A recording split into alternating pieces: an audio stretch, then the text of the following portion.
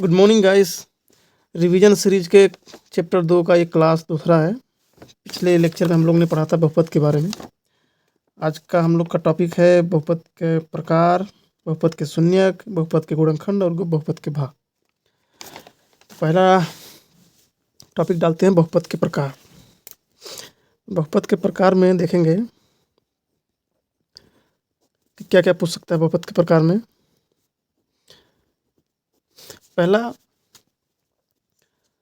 अगर ऐसा हो 5x प्लस का 7 बराबर 0 हो या कुछ भी हो, 8 हो 9 हो जो भी हो। और एक प्रकार का होता है x स्क्वायर प्लस का 5x प्लस का 7 बराबर का 0 या कुछ भी हो सकता है। एक होता है x की घात 3 प्लस 5x प्लस का 6 बराबर का 10 या कुछ भी।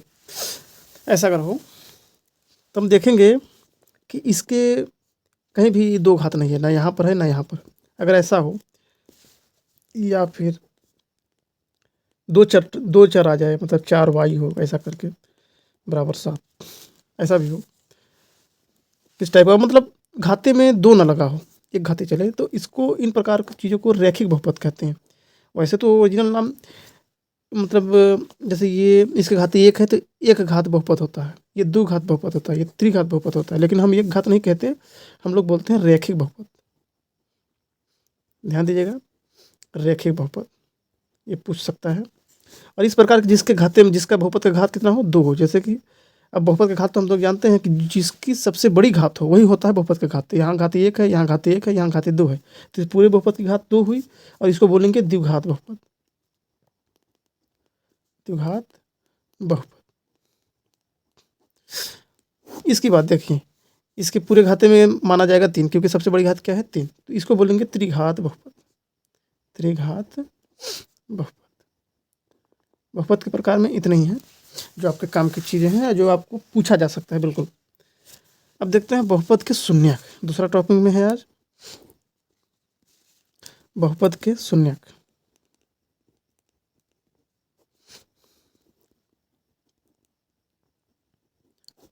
तो बहुपद के शून्यक में देखेंगे तो कोई सा भी, जैसे ये ऊपर का ही समीकरण उठा लीजिए, तो 5 प्लस 7 बराबर 0। मतलब यह 0 न लिखो, मतलब अगर आप समीकरण आपको अगर लिखा मिलेगा एग्जाम में तो इस तरीके नहीं मिलेगा, आपको मिलेगा ऐसे करके p ऐसे लिखा मिलेगा। तो अगर किसी चीज़ का शून्यक कहता है, कहने का अर्थ ये है कि ऐसी वैल्यू निकालिए जो x की जगह पर रखने पर ये पूरा चीज़ क्या हो जाए, शून्य। तो ऐसा अगर आपको कभी निकालना हो तो आप सीधे कीजिएगा, क्या तरीका है कि इस वाले पोर्शन को सीधे 0 मान लो। तो इसको मान लो ऐसे कि 0 बराबर 5x प्लस का 7। तो ये इधर जाएगा तो कितना हो जाएगा, या इसको इधर फेंक दो, इसको फेंको, ऐसे फेंकोगे किसी को भी तो ऐसे दिखेगा ये माइनस का 7। ठीक, जब ऐसा देखेगा तो x बराबर माइनस का 7/5। जिसको नहीं पता होगा तो ये जान लीजिए कि प्लस का जब इधर फेंकते हैं तो माइनस में जाता है, और जब कोई चीज़ जो गुणे में होती है तो एक चीज़ फेंकते हैं तो ये बटे में चला जाता है। तो ऐसा हो गया बटे में, तो मतलब x बराबर -7/5 को अगर हम इसमें रखें तो ये मटेरियल पूरा हो जाएगा 0 ना। हो रख के देख लीजिए, ये 5 है, x के जगह पर गुणे में -7/5 प्लस का 7, ये तो कट जाएंगे, बचेगा -7 प्लस का 7। तो minus minus plus minus minus, ये दोनों घट के कितना हो जाएंगे, 0। ये होता है शून्यक का मतलब। कभी भी आपको शून्यक पूछे तो ऐसे करके निकालिएगा। तो आप देखेंगे कि हमने जो निकाला है इसका घात 1 है, इसका मतलब ये रैखिक बहुपद है। जब रैखिक बहुपद होता है तो जो x की वैल्यू निकली तो यही निकल सकती है, इसके अलावा और कुछ नहीं निकल सकता।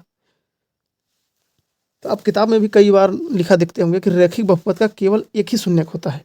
जैसे यहाँ पर घाते 2 है, तो यहाँ पर मतलब इसकी वैल्यू 2-3 प्रकार की हो सकती है। जरूरी नहीं है कि हम मतलब एक का वैल्यू निकलेगा, 2-3 वैल्यू निकलेगा, आगे चल के हम देखेंगे। लेकिन रैखिक बहुपद में सिर्फ एक ही वैल्यू निकलता है। इसलिए हम देखते हैं कि रैखिक बहुपद का केवल एक शून्यक होता है, इसलिए कभी कभी लिखा हुआ मिलता है। आप इसको रट के भी याद करिएगा कि रैखिक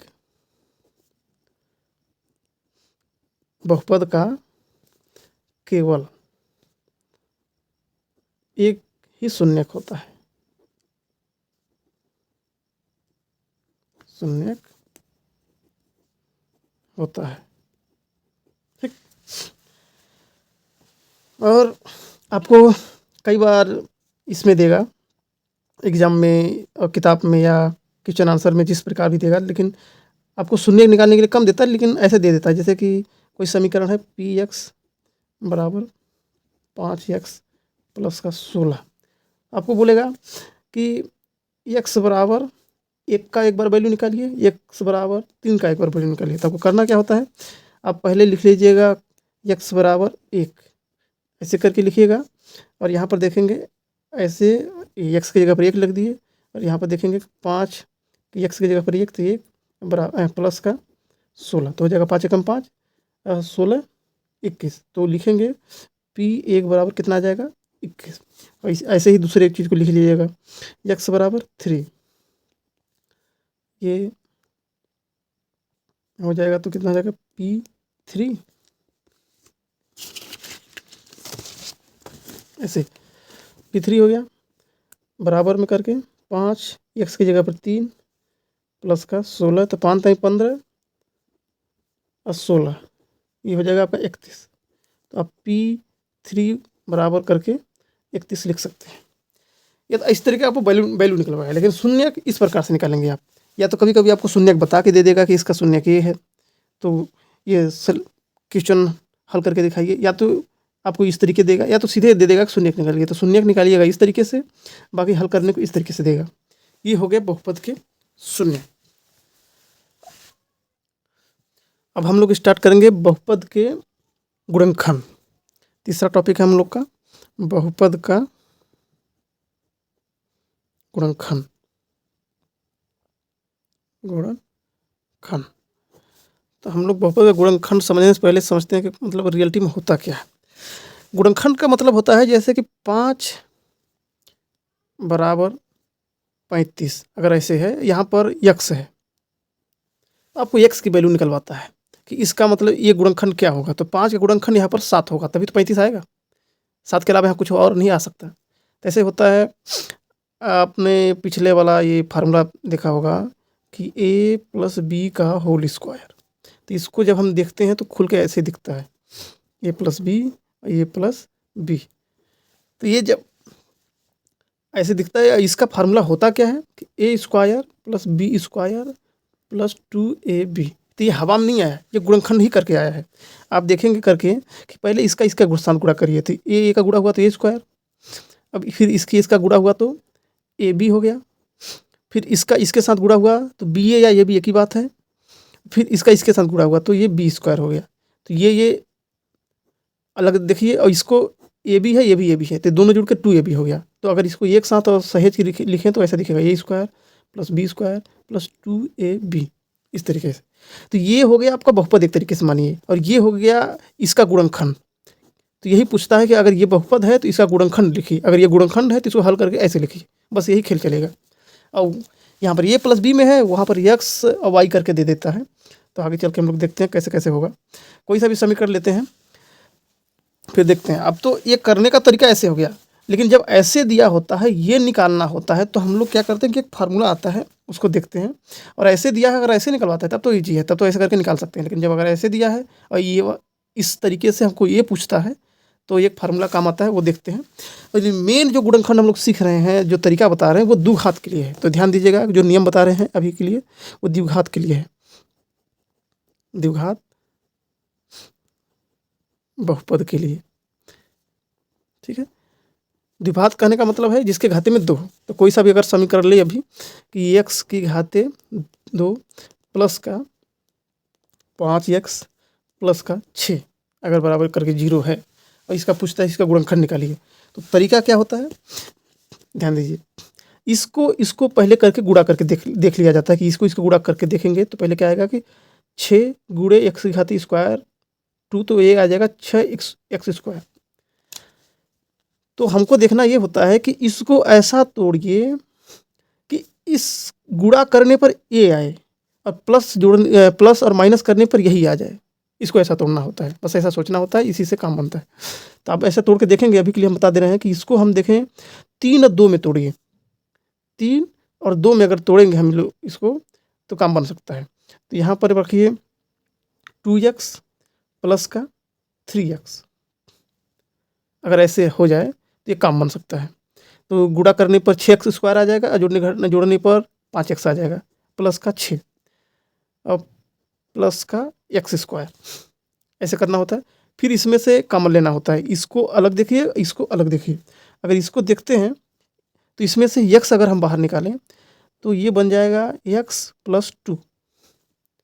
अब ध्यान रखिएगा कि अगर आपका कैलकुलेशन सही है और आपने अगर सही माना है तो एक जैसे 2 ठो बचते हैं। तो यहाँ देखिए, यहाँ पर जो भी आएगा वो बाहर, हम ये नहीं देखेंगे। अगर हमारा कैलकुलेशन सही है तो जितना यहाँ बचा है वहाँ यहाँ पर भी उतना ही बचा दीजिए। तो x + 2 पहले लिख लीजिए, फिर देखिए कि यहाँ पर क्या बाहर निकलेगा। तो यहाँ पर अगर x + 2 निकला है तो यहाँ पर ये 3 निकला होगा बाहर, तो 3x हो जाएगा, ये 3x और ये 3 दूना 6x।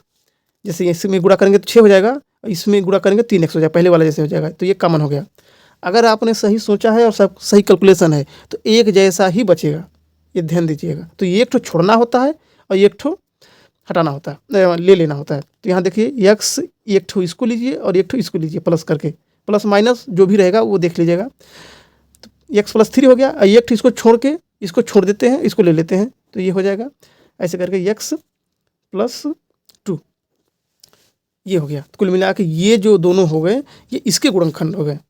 अगर आपको सत्यता जांच करनी है तो आप इसको ऐसे करके गुणा करके जैसे इसको किए थे अगर करेंगे तो यही आंसर आएगा। ना हो तो देख लीजिए, x का गुणा करेंगे तो x², इसका करेंगे तो 2x, फिर इसका करेंगे तो 3x, फिर इसका करेंगे तो 6। तो ये आ जाएगा आपका x², 2x 3x जुड़ जाएंगे तो 5x प्लस का 6, पहले जैसा आ गया।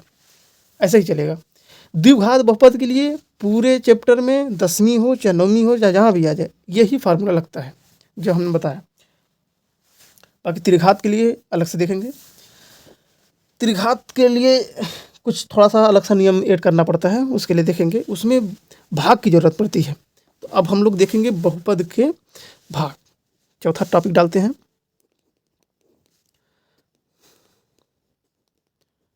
बहुपद का भाग।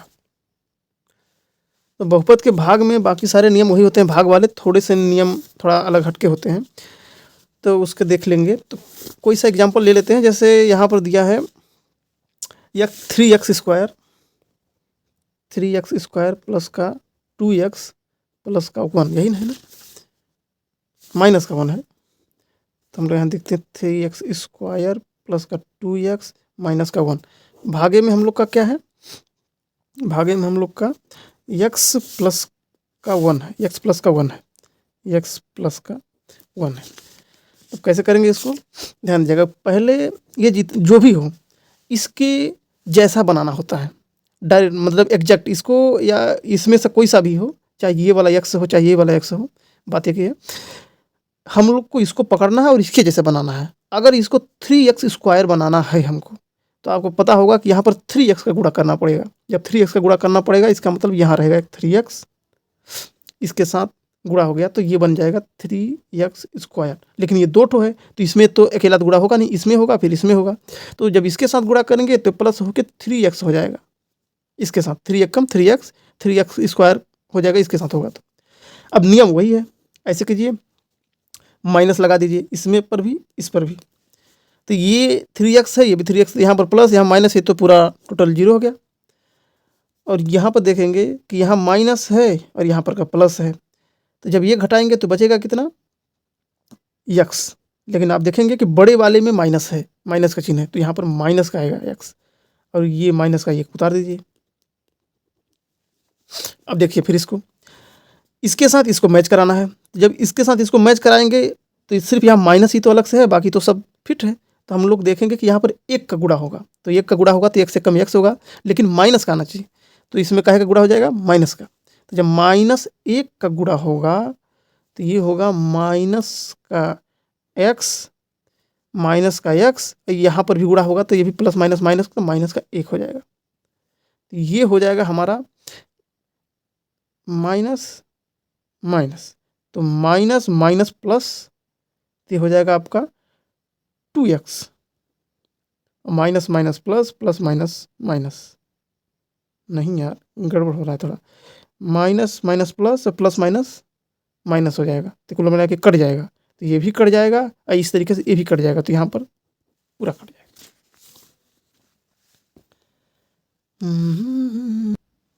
तो ये हो गया हमारे बहुपद का भाग।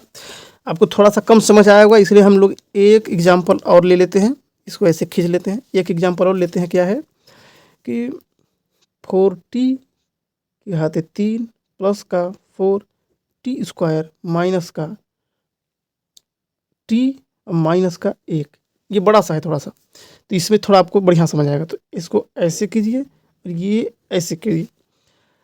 तो यहाँ पर किसका भाग देना है कि 2t+1 का, ये अपने सामने बना रहे हैं, किताब से ही क्वेश्चन है, तो जो भी आंसर होगा तो हम लोग देख लेंगे। तो इसमें देखेंगे कि ये 2t है, ये 4t घाते 3 है, तो हम लोग इसको जो पहला वाला पद है इसके बिल्कुल बराबर करना होता है। जब बराबर करना होता है तो आप लोग देखेंगे कि बराबर करने के लिए हमको, जब इसके बराबर करेंगे तो ऐसा करेंगे कि इसमें घाते 1 है और घाते 3 करना है, इसका मतलब 2 घाते वाला इसमें गुणा करना पड़ेगा।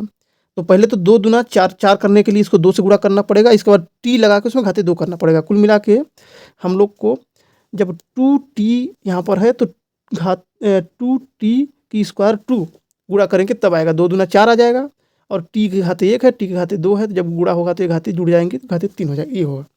जब इसके लिए हम लोग को यहाँ पर 2t घाते 2 यहाँ रखना पड़ेगा, तब यहाँ पर आएगा। तो ये लग दिए, तो यहाँ पर क्या आ जाएगा 4t घाते 3।